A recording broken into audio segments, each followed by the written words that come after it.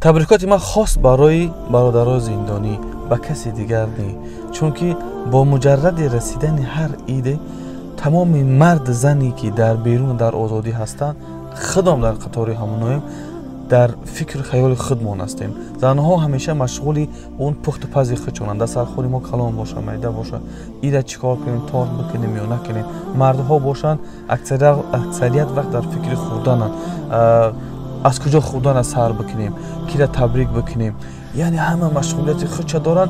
در فکر خیال ما یک گروه از برادرانی که با دلیل با سبب یا به سبب اکثریتش روانه زندان شدن درباره اونا فکر بکنیم.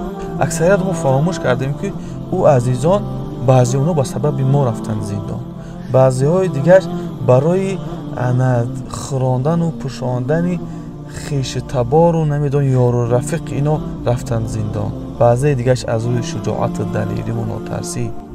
در وقتی بودنشان دو دست در پیش بر بود، عزت احترامشان میکردیم، سخنشان را نمیبریدیم، هر چیزی میگفتن گوش میکردیم، میگفتیم چقدر با حکمت گپ میزنن، چقدر آدمی با عقل است.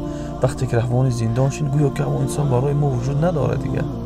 این از روی عدالت نیست، از روی مردی نیست. قسم به خدا این روزا میگذرند، قسم به خدا این روزا میگذرند و برادرها از زندان آزاد میشوند، با ما رو برو میشوند. از شرم حیا ما چی میگیم با اونا؟ اونایی که چاپلوس هم با گپشون میآوند. گپ از یادم میکنیم. از همه مهم برادران زندانی، من از صمیم قلب شما را برای رسیدن عید سعید فطر تبریک و تهنیت میگم.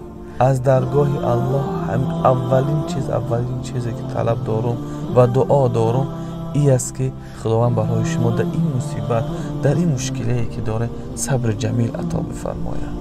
الله ذوالجلال و الاکرام شما را استواری نصیب بگردانه و نصیب اون بگردانه که تا عید قربان در کنار یکدیگر باشیم و عید یک جای جشن بگیریم.